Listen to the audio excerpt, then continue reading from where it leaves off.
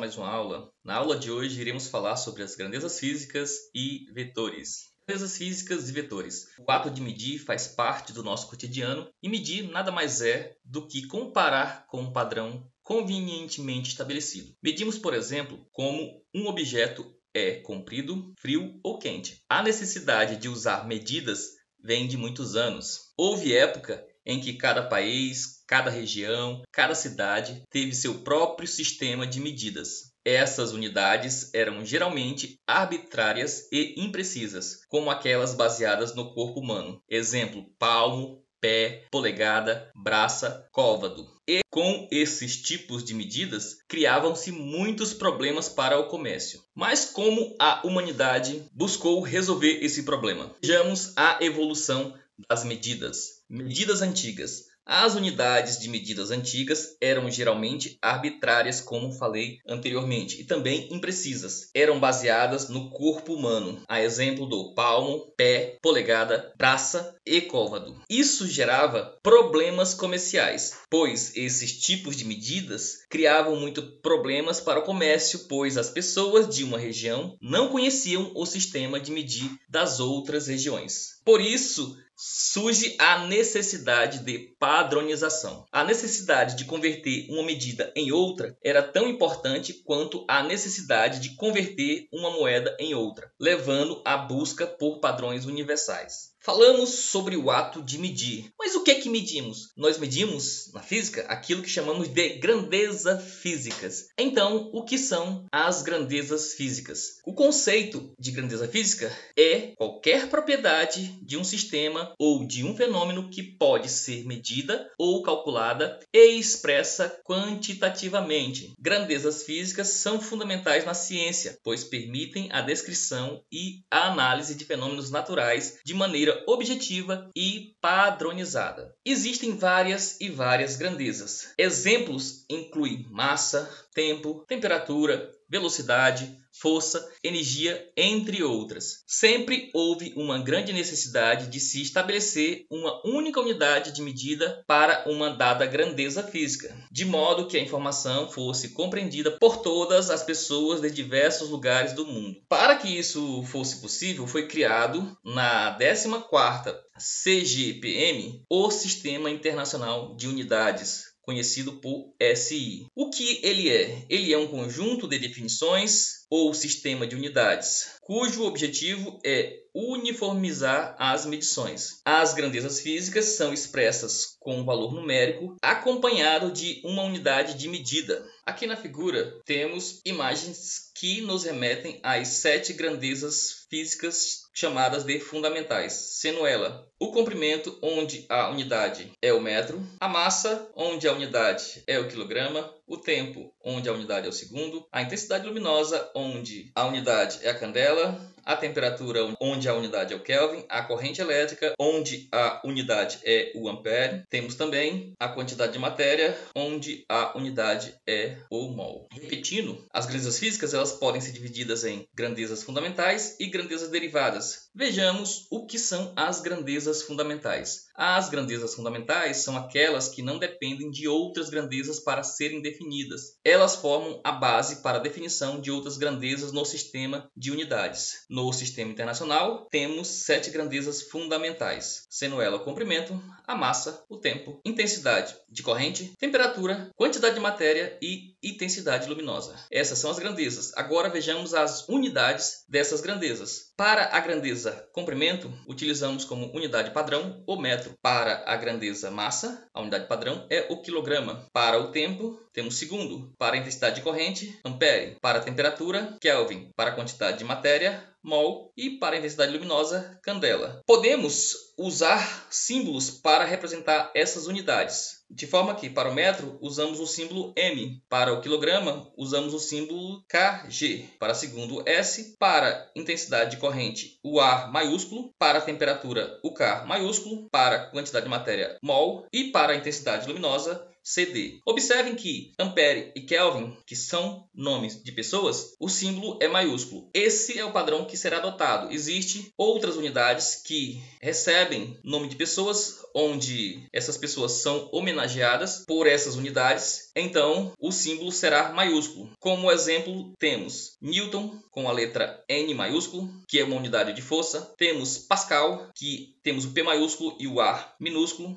Temos Coulomb com a letra C maiúsculo e entre outras grandezas que vão receber nome de pessoas. Outro exemplo, temos Volt com a letra V maiúsculo. Na mecânica, iremos utilizar com mais frequência 3 tipos de grandezas, sendo o comprimento, o tempo e a massa, onde cada uma dessas grandezas tem a sua unidade e a sua definição. Vejamos agora a grandeza comprimento e a sua unidade, o metro. O metro, unidade de comprimento. Na definição moderna de metro, temos o metro sendo definido como a distância percorrida pela luz no vácuo em 299.792.458 avos de segundo. Essa definição foi adotada em 1983 e baseia-se na velocidade da luz no vácuo, que é uma constante universal. Por que essa definição? Porque a luz no vácuo tem uma velocidade constante, independentemente do referencial ou das condições ambientais. Essa definição garante uma alta precisão em medições de comprimento. Quais são as aplicações modernas para essa definição?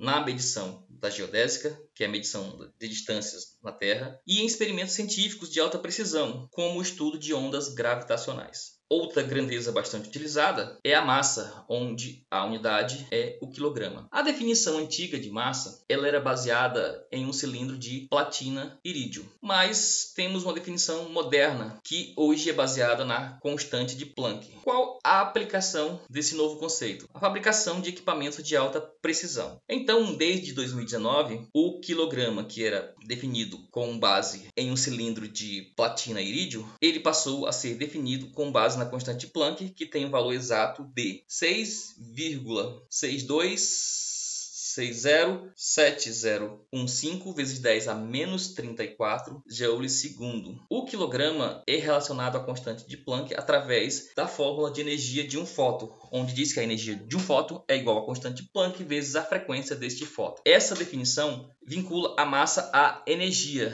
utilizando uma balança de Watt ou balança de Kibler para converter medidas elétricas em massa. Outra grandeza bastante utilizada, onde a unidade utilizada é o segundo. Qual a definição moderna para o segundo? O segundo é definido como a duração de 9.192.631.770 oscilações da radiação correspondente à transição entre dois níveis de energia do estado fundamental do átomo de Césio 137. Por que o átomo de Césio? A frequência de transições no átomo de Césio é extremamente estável e reproduzível, independentemente das condições externas. As aplicações modernas nos relógios atômicos, que são usados para sincronizar sistemas de navegação global, como o GPS, e em telecomunicações. Como dito anteriormente, temos as grandezas fundamentais e, a partir delas, podemos gerar as grandezas derivadas. As grandezas derivadas são aquelas que podem ser definidas a partir das grandezas fundamentais, utilizando as relações matemáticas,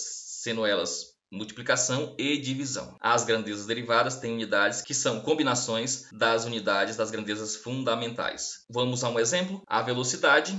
A velocidade é a razão entre o deslocamento e o tempo. O deslocamento, estamos falando da grandeza fundamental, comprimento, e o tempo, da grandeza fundamental, tempo. Então, temos aqui comprimento por tempo, e isso define a velocidade. A aceleração é a variação da velocidade em função do tempo. Logo, eu tenho a velocidade dividida por tempo. Vimos que velocidade é metros por segundo. Se eu pegar metros por segundo e dividir novamente por segundo, eu vou ter metros por segundo ao quadrado. Energia. Energia é trabalho realizado por uma força. Mas vejamos antes disso o que é força. Força é o produto da massa pela aceleração. Já vimos que a aceleração é metros por segundo ao quadrado. E se multiplicar isso por massa, teremos quilograma vezes metros por segundo ao quadrado. A essa unidade, quilograma metros por segundo ao quadrado, chamamos também de Newton, que é a unidade de força. Então vejamos que força eu posso chamar tanto de quilograma vezes metro por segundo ao quadrado ou de Newton. Agora vamos falar novamente de energia. Energia é o trabalho realizado por uma força, ou dito de outra forma, é a força vezes um comprimento. Então eu vou pegar a unidade de força, que é quilograma vezes metro por segundo ao quadrado, e multiplicar por metro. Por isso temos quilograma metro quadrado por segundo ao quadrado. A essa unidade, ao invés de utilizar quilograma metro quadrado por segundo ao quadrado, posso também utilizar outra nomenclatura como o joule. Existem várias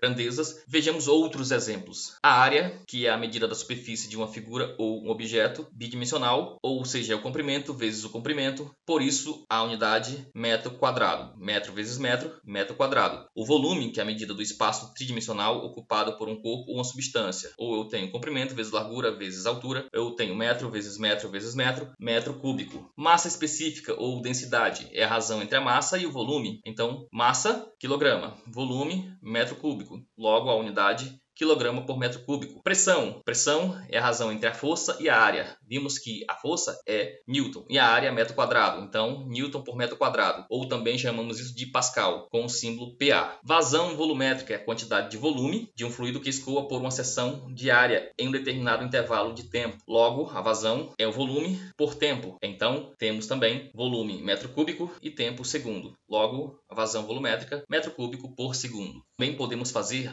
a divisão das grandezas em escalares e vetoriais. Quais a diferença entre elas? Vejamos. Grandezas escalares. A definição é que essas grandezas são completamente definidas por um valor numérico acompanhado de uma unidade de medida. Por exemplo, massa. Posso dizer que um pacote de arroz tem uma massa de 2 kg e isso está totalmente definido. Posso dizer que a temperatura de uma sala é de 25 graus Celsius. Posso dizer que a energia contida em um alimento é de 500 joule, ou o tempo necessário para fazer determinada atividade é de 10 segundos. E aí falamos que essas grandezas escalares não possuem direção ou sentido, apenas a magnitude. O que é magnitude? Magnitude é esse número, ou também chamamos de intensidade. Magnitude ou intensidade é o número seguido da sua unidade. Então, massa 2 kg, temperatura 25 graus Celsius, energia 500 joule e tempo 10 segundos. Vejamos agora as grandezas vetoriais. Grandezas vetoriais são as que necessitam de 3 informações para serem completamente definidas. Precisamos da magnitude, da direção e do sentido. Exemplos: a força é uma grandeza vetorial, pois se eu falar apenas que a força foi de 10 Newton e não colocar o contexto, a informação está incompleta. Então eu tenho que informar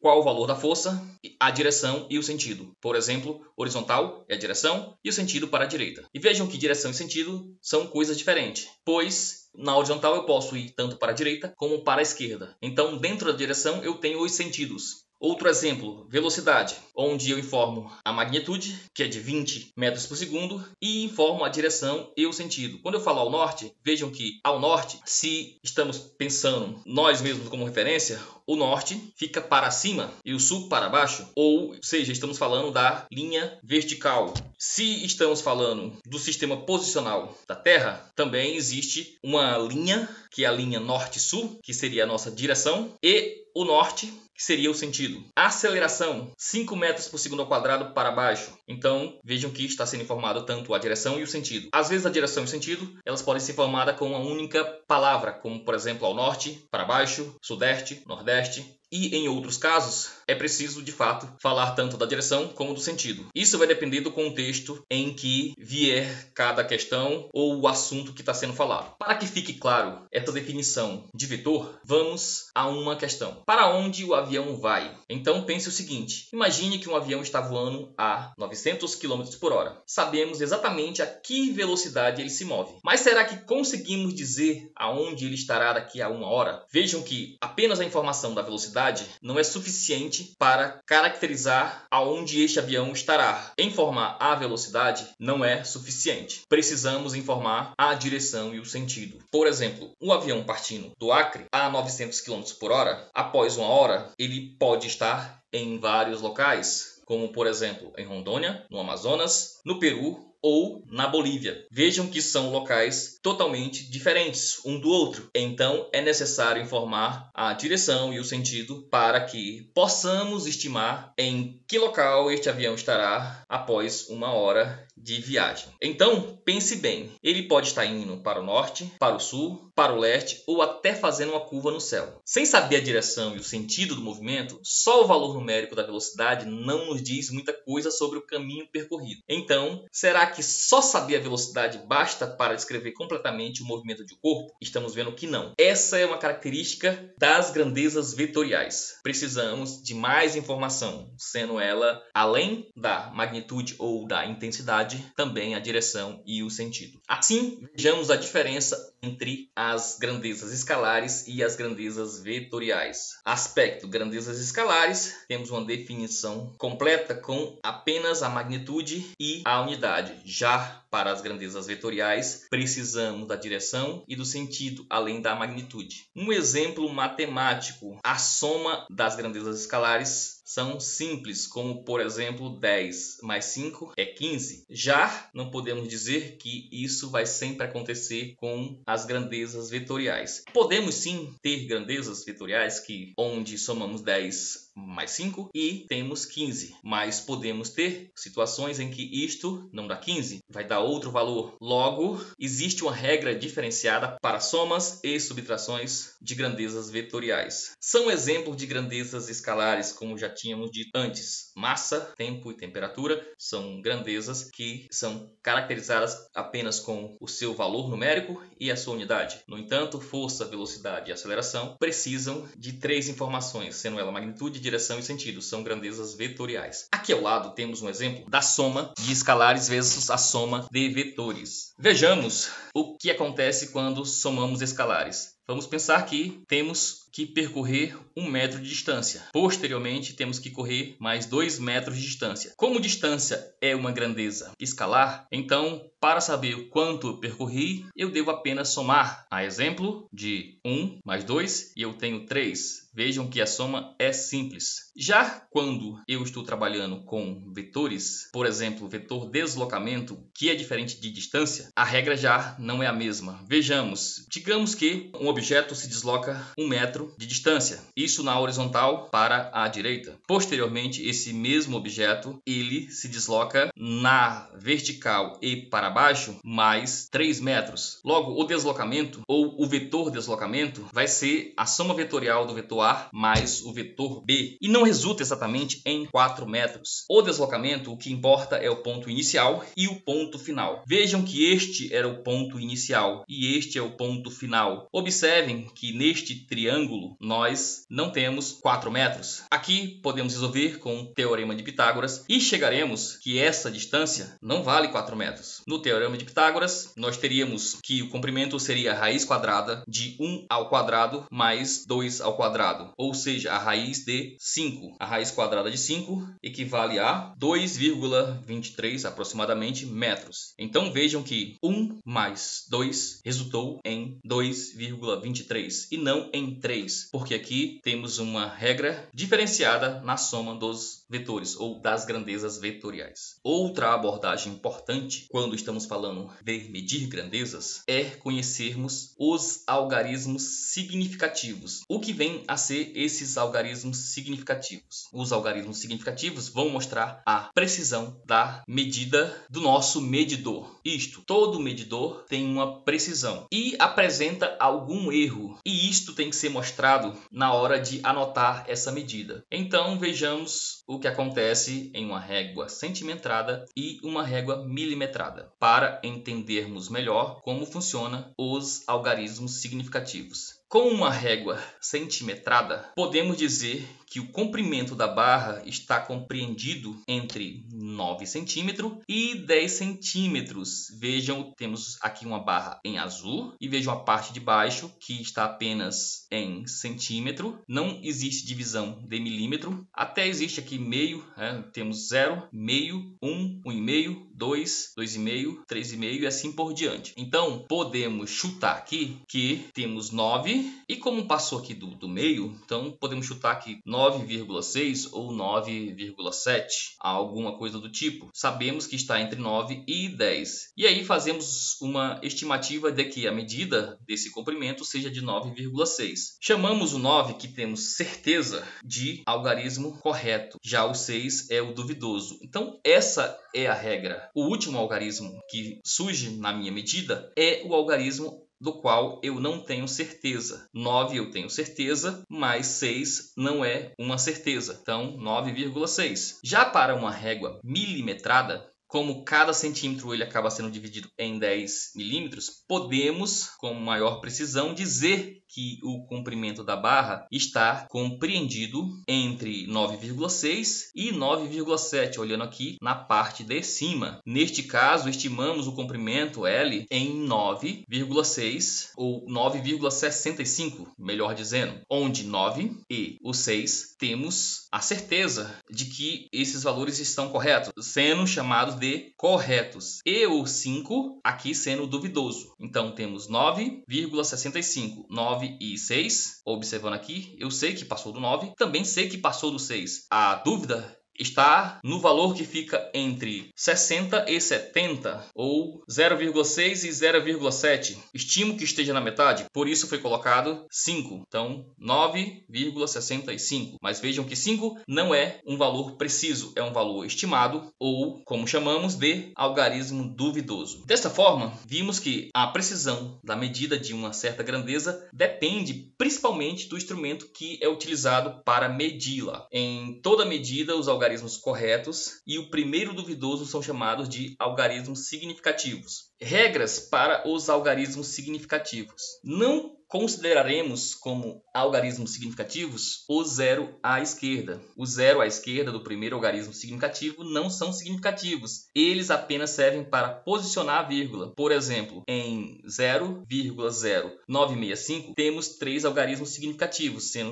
apenas 9, 6 e 5. Os dois zeros que estão à esquerda não são contados. Já os zero à direita, sim, são contados. Estando o zero à direita do primeiro algarismo significativo, ele também será significativo. Por exemplo, na medida 9,05 metro, temos 3 algarismos significativos. O 0, o 9, o 0 e o 5, sendo o 5 duvidoso. Também, quando utilizamos e escrevemos o número com a sua potência de 10, a potência de 10 também não será considerada um algarismo significativo. Convertendo sua medida para notação científica, como L igual a 0,5 vezes 10 ao quadrado centímetro, os algarismos correspondentes à potência de 10 não são significativos. Vejam que estamos falando da mesma grandeza e do mesmo tamanho. Lá acima falamos de 9,05 metros. Posso transformar isso em centímetro, que ficaria 905 centímetros. Ou, colocando em notação científica, 9,05 vezes 10 ao quadrado centímetro. De qualquer forma, mantivemos a quantidade de algarismos significativos e ainda mantivemos que o 5 era o algarismo duvidoso. Aqui ao lado temos outros exemplos, como por exemplo 0,0001234 tem 4 algarismos. Por quê? Os 4 zeros estão à esquerda, não são contados. Ou 0,021. Os 2 zeros também não são contados, apenas 21. Outro exemplo, 0,000987.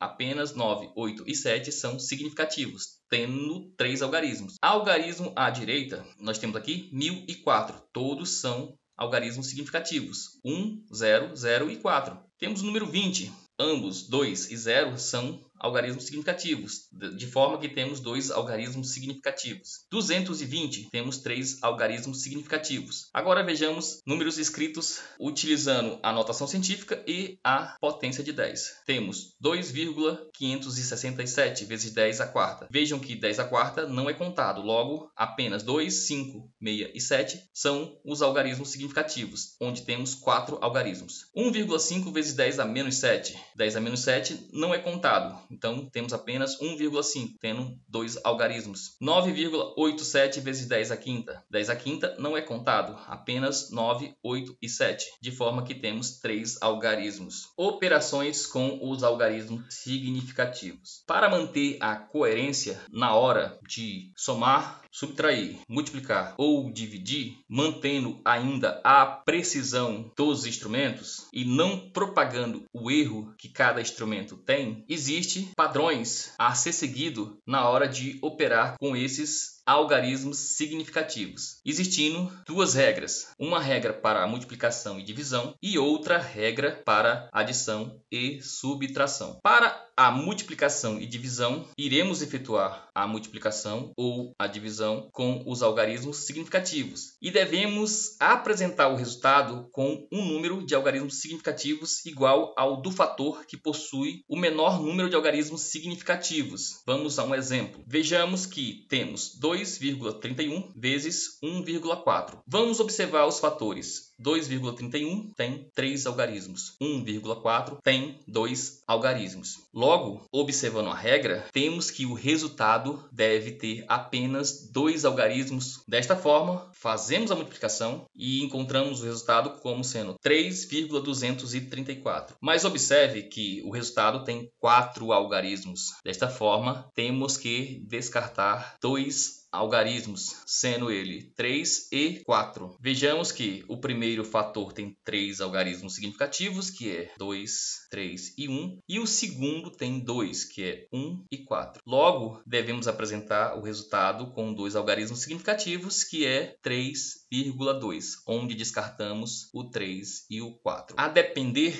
do algarismo que estamos descartando, devemos fazer modificações no resultado, aumentando mais uma unidade para o último algarismo. Logo, se estivéssemos descartando um valor onde o primeiro algarismo fosse igual ou maior que 5, deveríamos escrever o resultado como 3,3 e não 3,2. A regra para a adição e subtração é um pouco diferente, onde teremos que observar a quantidade de algarismos após a vírgula. Então, observamos se o número que estamos somando ou subtraindo tem vírgula e vamos observar a quantidade de algarismos após a vírgula. Logo, na adição e na subtração, o resultado deve conter um número de casas decimais igual ao da parcela com menos casas decimais. Vamos ao exemplo. Temos 3,32. Vejam que temos 2 casas decimais nessa primeira parcela e na segunda parcela 3,1, ou seja, apenas uma casa decimal. Logo, a referência é o valor de uma casa decimal. Fazendo a conta, vamos chegar que o resultado matemático seria 6,42. Contudo, eu não posso colocar 42, pois eu tenho que descartar o último algarismo, o 2. Logo, o resultado correto é 6,4. Aqui ao lado temos outro exemplo de soma e subtração. Vejamos que temos 2,356 mais 5,68. A soma matemática resulta em 8,036. Mas vejamos que devo colocar como referência aquele que tem a menor quantidade de casas decimais, que é esta parcela que tem 2 casas decimais. Logo, o resultado deve ter 2 casas decimais. Assim, ao fazer a soma, chegamos a este resultado, mas temos que descartar o algarismo 6. E aqui entra na regra do arredondamento. Como o algarismo que estou descartando é 5 ou maior que ele, então eu devo somar mais 1 no último algarismo, que ficaria. Nós temos 8,03, somado a 1 fica 8,04. Esse é o valor correto. Na multiplicação e divisão, vejamos outro exemplo. Nós temos 2,3 vezes 5,68. Fazendo a multiplicação, o resultado matemático é 13,064. Mas vejam que no primeiro fator temos 2 algarismos e no segundo fator temos 3 algarismos. Logo, o resultado deve apresentar apenas 2 algarismos. Então, 0, 6 e 4 são descartados. Como o primeiro algarismo que estou descartando é o 0, logo eu não preciso fazer o arredondamento permanecendo o valor correto como sendo 13. Vetores em física. Vamos aprofundar um pouco mais sobre os vetores. Vimos que os vetores precisam de módulo, direção e sentido para ter uma representação completa. Os elementos básicos dos vetores são comprimento, a orientação e ponta da seta. Os vetores também podem ser representados no sistema de coordenadas, com a representação no plano cartesiano. O vetor é uma grandeza física que possui o módulo ou intensidade, direção e sentido. Exemplos de grandezas vetoriais, como já dito anteriormente, incluem força, velocidade e deslocamento. Um vetor é representado graficamente por uma seta, com comprimento proporcional ao módulo, orientação indicando a direção e a ponta da seta mostrando o sentido. Vejamos aqui a representação de vetores, onde temos um vetor em laranja, um vetor em verde e temos um vetor em vermelho. Logo mais, vamos ver que aqui nós estamos fazendo uma soma de vetores. O vetor laranja mais o vetor em verde resulta no vetor vermelho, ou chamado vetor resultante. Aqui fizemos a soma pela regra do paralelogramo. Posso também fazer a soma dos vetores pela regra da cabeça-cauda. O que é isso? Eu pego um vetor, qualquer que seja ele, pode ser o laranja ou pode ser o verde. Vamos ver aqui primeiro na parte de cima, onde eu pego o primeiro vetor, o verde, e pego o vetor em laranja e coloco ele em sequência com o vetor verde. Ou seja, vamos pensar,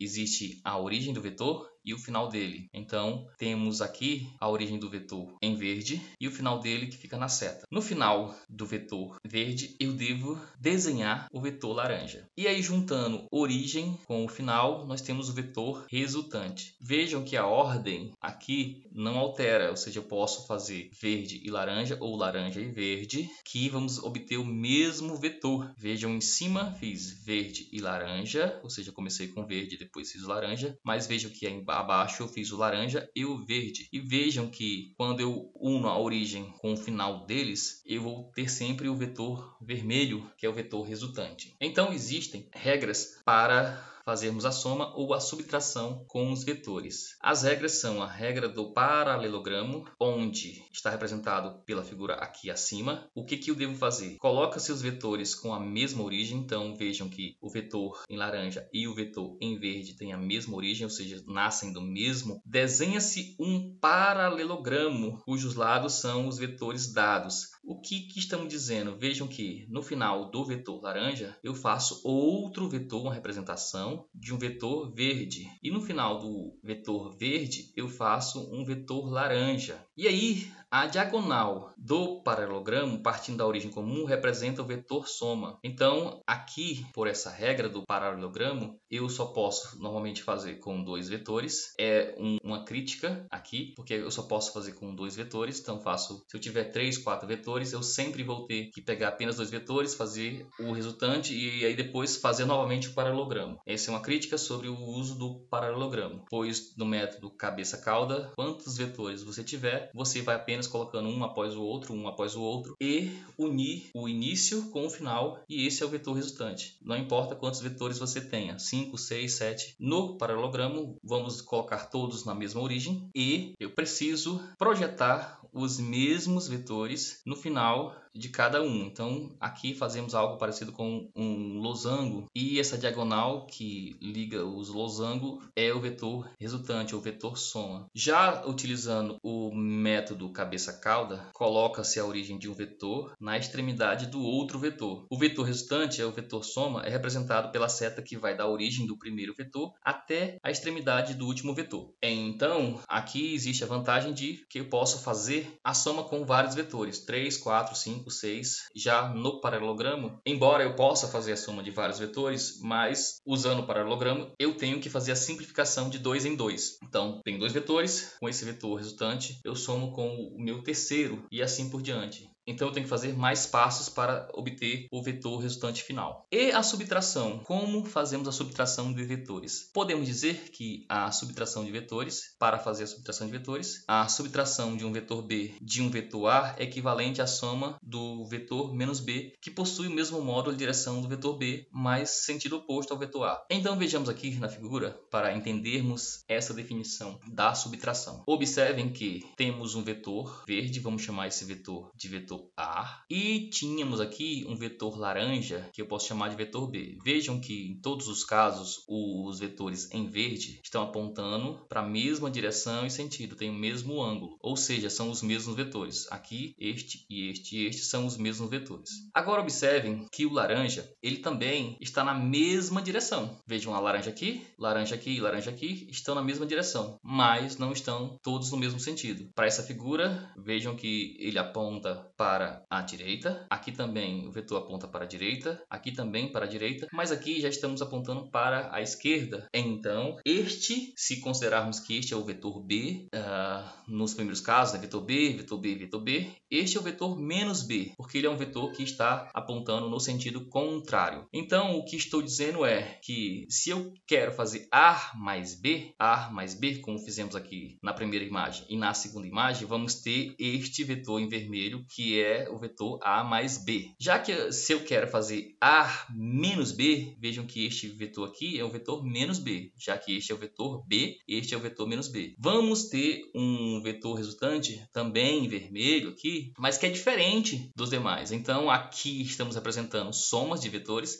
e aqui estamos representando a subtração de vetores. Então, é possível dizer que o vetor A menos vetor B, eu apenas faço o B no sentido negativo e vou fazer como foi feito aqui no paralelogramo ou no método cabeça-cauda, a soma da mesma forma. Ou seja, aqui uma soma geométrica, onde eu faço isso em um papel milimetrado e com base nisso saberei o tamanho e logo o módulo desse vetor. Quais são as propriedades dos vetores, principalmente quando estamos falando da soma dos vetores? Uma das propriedades dos vetores é a propriedade associativa, outra é a comutativa. O que vem a ser essas propriedades? A soma dos vetores possui propriedades importantes que facilitam os cálculos e a resolução de problemas. A soma de vetores é comutativa, ou seja, tanto faz somar A mais B como B mais A. Vejam que eu falei quando falamos do método cabeça-cauda. Tanto fazia eu somar primeiro, colocar A e depois B, ou B e somar com A. Eu posso comutar e o resultado continua sendo o mesmo. O que significa que a ordem dos vetores não altera o resultado da soma. A adição de vetores, ela também é associativa, o que significa que eu posso fazer A mais B mais C ou A mais B mais C. Isso permite que eu agrupe os vetores de diferentes maneiras sem alterar o resultado final. Então, nesta imagem, temos a ideia da comutação. Vejam que eu somo U mais V e tenho o vetor resultante, ou eu posso somar V mais U e tenho o vetor resultante, que são os mesmos. Já na associativa, vejam que temos três vetores: o vetor U, o vetor V e o vetor W. Eu posso somar V mais W, que gera este outro vetor aqui em verde, e vejam quando eu pego U mais V mais W, temos o vetor resultante. Mas vejam que eu também posso fazer de outra forma. Posso fazer U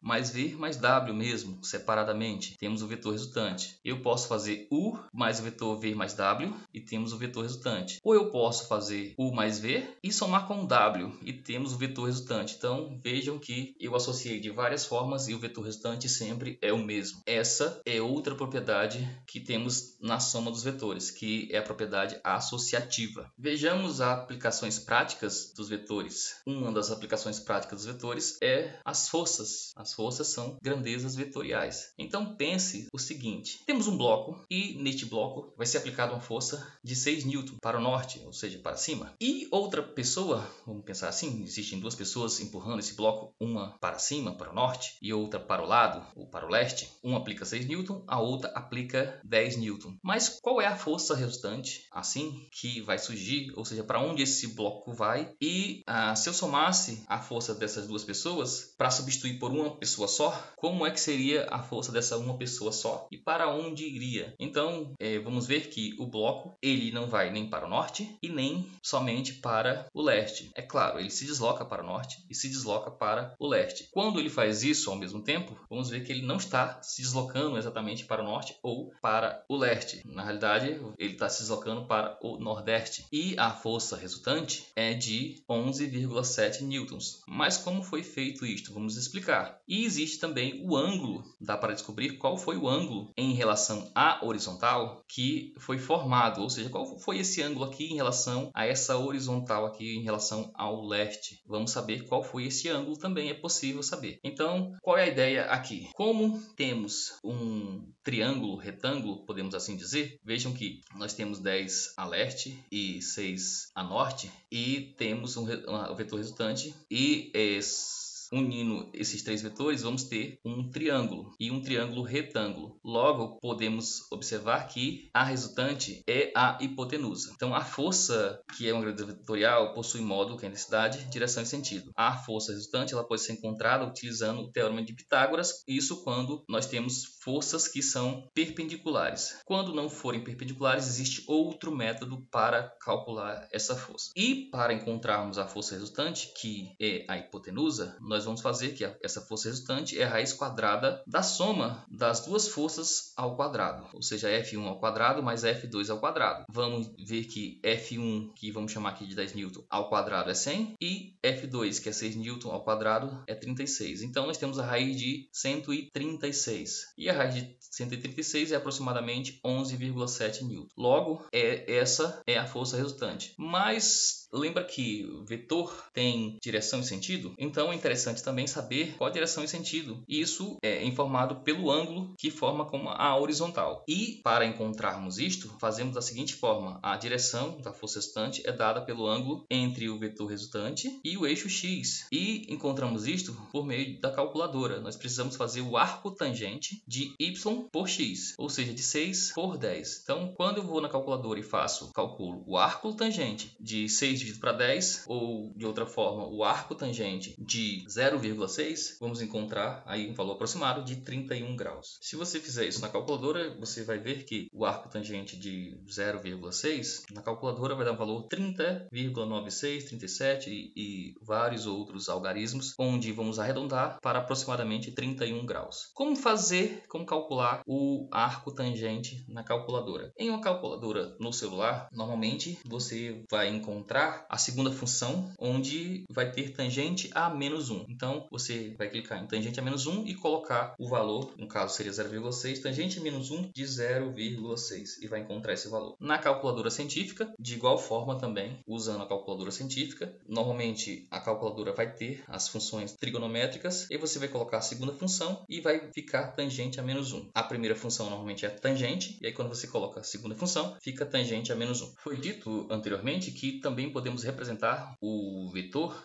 e de igual forma, já que o deslocamento é um tipo de vetor, no plano cartesiano. Os deslocamentos eles também são vetores e representam a mudança de posição de um objeto. Por exemplo, um objeto que se desloca 3 metros para o leste e depois 4 metros para o norte. Ele vai ter um deslocamento resultante, usando o teorema de Pitágoras, onde o deslocamento resultante vai ser a raiz quadrada de 3 ao quadrado mais 4 ao quadrado, ou seja, a raiz de 9 mais 16, que é igual a raiz de 25, e a raiz de 25 é 5. E o ângulo ele vai poder ser obtido da mesma forma que foi feito no exemplo anterior. Ou seja, eu vou pegar o valor arco tangente de y por x, ou seja, 4 dividido por 3. Então, que valor temos? O arco tangente de 4 dividido para 3, ou o arco tangente de 1,33. Então, fazendo o arco tangente de 1,33, vamos ter um valor aproximado aí de 53 graus. É este o ângulo formado aqui entre o vetor deslocamento e a horizontal, que no caso é o eixo x. Como vimos que podemos escrever os vetores no plano cartesiano, isso também leva a outra característica dos vetores, que é a decomposição desses vetores, onde vamos decompor os vetores no plano cartesiano. Vou voltar aqui a imagem. Vejam que eu tenho o vetor deslocamento. Eu posso projetar esse vetor deslocamento no eixo y e no eixo x. É disso que tratamos tratará o que vamos chamar de decomposição de vetores. Vamos agora falar sobre isso. O que é decomposição? A decomposição de vetores consiste em dividir um vetor em componentes que atuam em direções específicas, geralmente ao longo dos eixos ortogonais, como os eixos x e y no plano cartesiano. Cálculo das componentes. Se o vetor ele forma um ângulo θ com o eixo x, o seu módulo, as componentes podem ser calculadas usando o seguinte: na componente horizontal vamos observar aqui o que estamos vendo, um vetor A que está em vermelho. Este vetor A em vermelho eu posso decompor ele em x e y e em z se estiver utilizando as coordenadas tridimensionais. Mas se eu estiver no plano, vamos ter apenas x e y. Se eu estiver no tridimensional, vamos ter x, y e z. Então vejamos como vamos fazer apenas no plano. No plano vamos ter x e y e vamos ter um ângulo específico que iremos escolher. Normalmente o ângulo específico é baseado em x. Então, por exemplo, aqui nós teríamos um alfa. Eu tenho o vetor e tenho o ângulo alfa, que seria tomado como referência para decompor esse vetor. Então, o que temos? A componente em x, ela vai ser o módulo do vetor vezes o cosseno deste ângulo. E a componente em y, ela vai ser o módulo do vetor vezes o seno deste ângulo. Já o vetor original, o vetor f, ele vai ser a soma vetoriais dos componentes. Então, veja que no caso passado, o que fizemos? Nós tínhamos uma projeção em x e uma projeção em y e encontramos o vetor resultante. Agora vamos pegar esse vetor resultante e decompor ele em x e em y. Essa é a ideia. Então, o módulo do vetor ele pode ser calculado pela fórmula que já vimos antes, que é o módulo do vetor vai ser a raiz quadrada de fx ao quadrado mais fy ao quadrado. Onde utilizamos a decomposição de vetores, ou seja, quais as aplicações da decomposição de vetores? Precisamos fazer o uso da decomposição de vetores em várias situações. Uma delas é quando estamos trabalhando com forças em planos inclinados ou forças inclinadas. Então imagine uma caixa sendo puxada por uma corda inclinada em relação ao chão. A força aplicada pela corda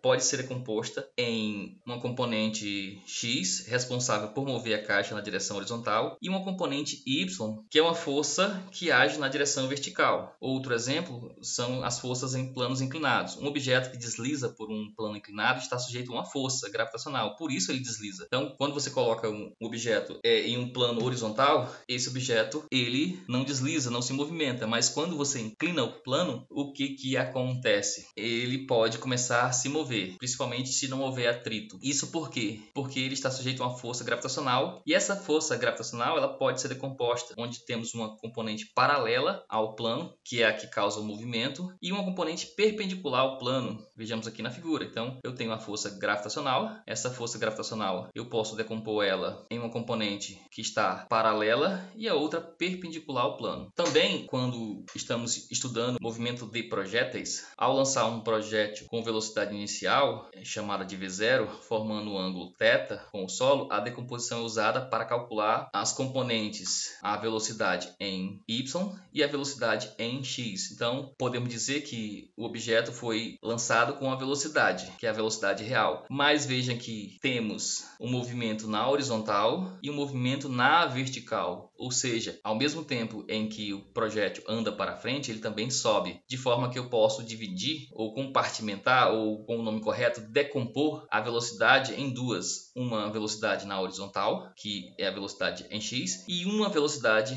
na vertical, que é a componente em y. Agora, vimos um pouco mais sobre grandezas físicas e vetores, vamos praticar. Primeiro, identificação de erro conceitual ou incompletude. Tenho 1,76 de altura, ou de outra forma, tenho 1,76 de altura. E faço a pergunta a vocês: o que está faltando nesta afirmação? Pause o vídeo e tente responder. Vamos à resposta. Qual é o objetivo da pergunta? Mostrar que a grandeza física exige um valor e uma unidade. Vejam que eu apenas apresentei o valor, mas não apresentei a unidade. O correto era dizer que tenho 1,76 m de altura, ou 1,76 metros de altura. altura. Outra pergunta. O médico disse que minha pressão está 12/8. Aí a pergunta. Onde está o problema nesta forma de apresentar a pressão arterial? Pause o vídeo e responda. Vamos à solução. O objetivo é levar você a perceber que falta a unidade centímetro de mercúrio. Sim, correto é dizer que a minha pressão é 12 centímetros de mercúrio e 8 centímetros de mercúrio. O por até também é estranho, porque leva à ideia de divisão. E não é isso o que acontece. O que acontece é que está sendo aferida a pressão de entrada e a pressão de saída no coração. Então, o coração, quando bate ou quando é relaxado, comprimindo e relaxando, em um determinado momento ele está enviando sangue para o corpo e em determinado momento ele está recebendo sangue do corpo. Desta forma, temos uma pressão de entrada e uma pressão de saída, onde a unidade correta é centímetro de mercúrio, se estivermos utilizando 12 e 8, ou seja, 12 centímetros de mercúrio e 8 centímetros de mercúrio. Outra unidade também utilizada é o milímetro de mercúrio. Aí, neste caso, utilizaríamos 120/80, ou 120 milímetros de mercúrio e 80 milímetros de mercúrio. Vamos a outra pergunta. O pneu foi calibrado com 34 libras. Pergunta: há algo impreciso ou incorreto nessa expressão? O que falta? Quem já encheu pneu de bicicleta, de moto, de carro, em uma máquina de encher pneu, em postos de gasolina, normalmente, vão ver que lá tem uma forma onde você regula, onde você coloca 33, 34, 32, mais 32 o quê? 34 o quê? No caso ali são PSI, ou libras por polegada ao quadrado. Logo, aqui temos um erro, o que está faltando, o que está incorreto, é falar apenas 34 libras, pois libras é uma unidade de força e não de pressão. Logo aqui eu deveria colocar libras por polegada ao quadrado. Então, o objetivo aqui era explorar a necessidade da unidade completa, que é libra por polegada ao quadrado, ou PSI. E também aqui deveria fazer a conversão para o sistema internacional. Não que seja obrigatório, mas se falássemos, por exemplo, de Pascal, não saberíamos o quanto de pressão em Pascal deveríamos colocar, já que utilizamos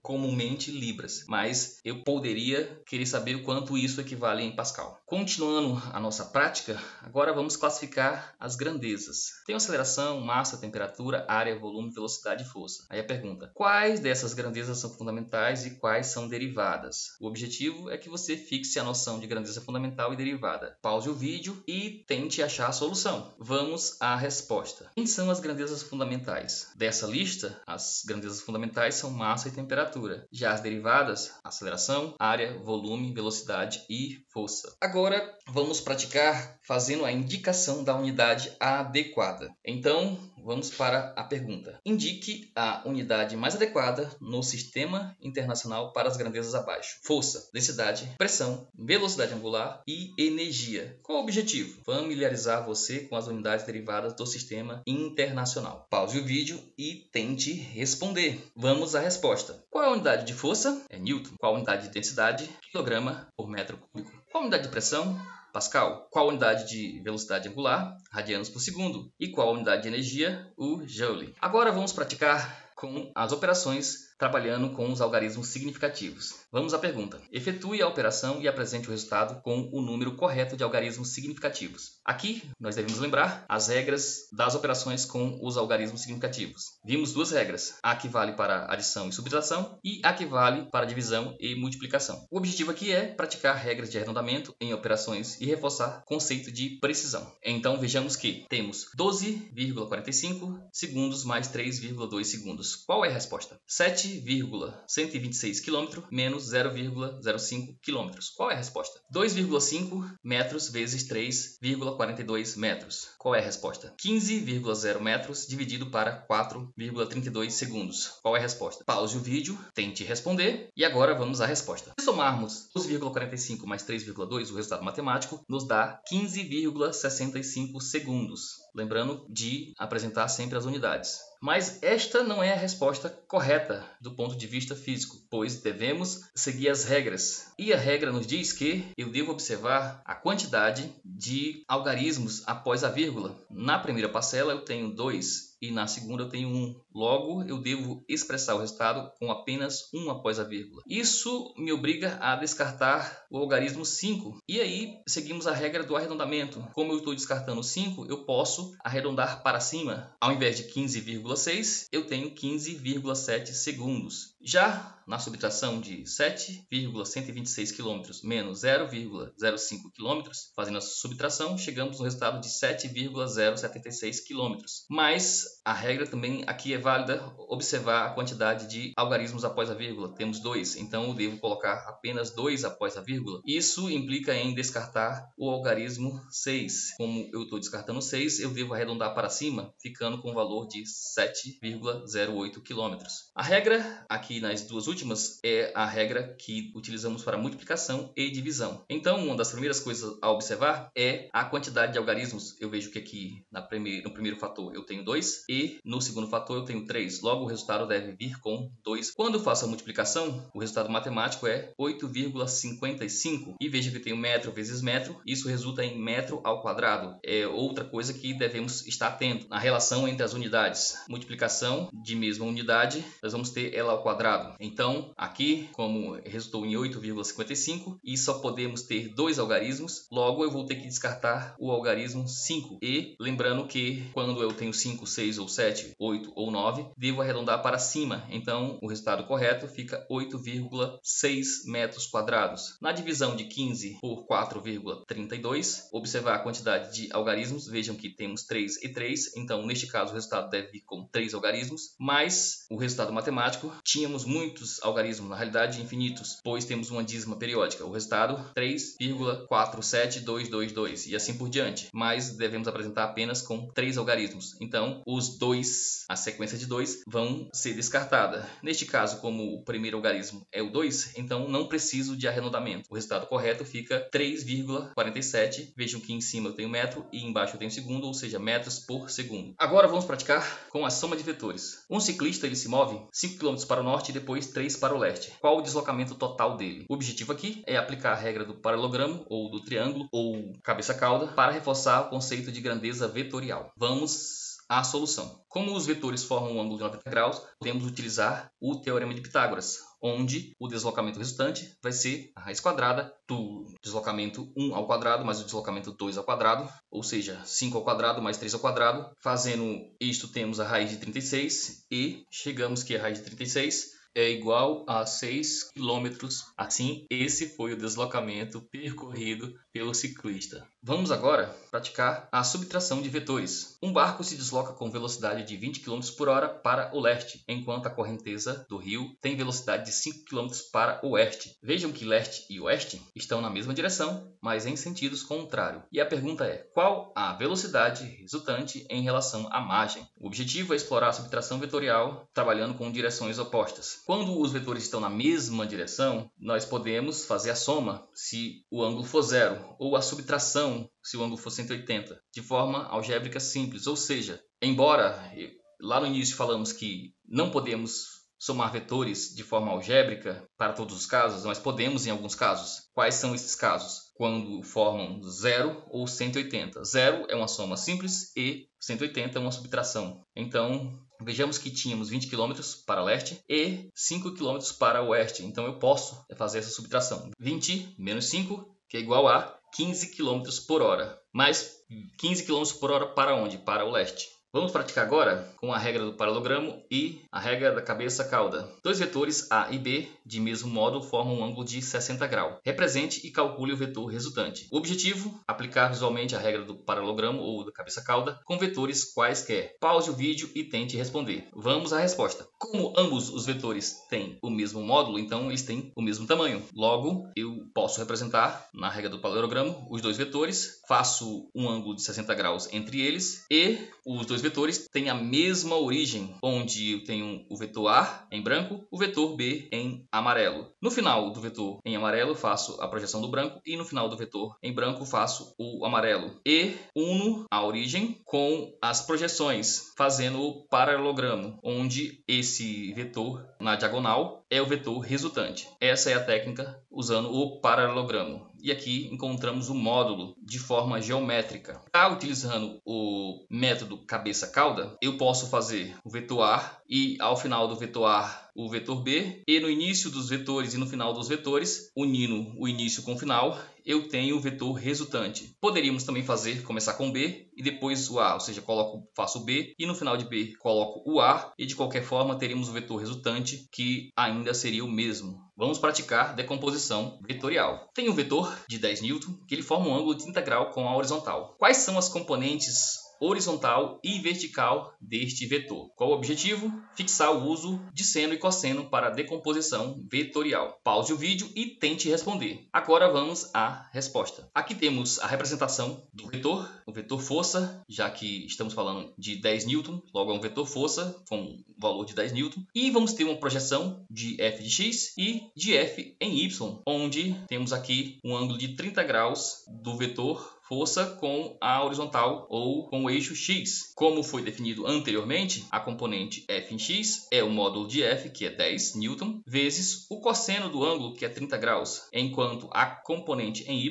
é o módulo da força, que é de 10 N, vezes o seno de 30 graus. Vejamos a solução. Então, f de x é o módulo vezes o cosseno de 30, que é 10 N, vezes 0,866. Isto dá aproximadamente 8,66 N. Já a componente y é f vezes seno de 30, que é igual a 10, e o seno de 30 é meio, então 10 vezes meio, isso dá 5,0 N. Vamos praticar também sobre a aplicação dos vetores no dia a dia. Então, dê dois exemplos do cotidiano onde forças vetoriais estão presentes e é necessário considerar a direção e sentido para resolver um problema. O objetivo é trazer contexto e sentido aos estudos dos vetores. Pause o vídeo e tente responder. Vamos à solução. Existem várias possibilidades, mas trouxe aqui algumas respostas, como empurrar uma caixa em uma rampa. Neste caso, eu preciso considerar a força como uma grandeza vetorial, andar contra o vento ou remar contra a correnteza. São exemplos em que eu tenho que aplicar a força como uma grandeza vetorial. Assim chegamos ao fim de mais uma aula. Bons estudos e até a próxima!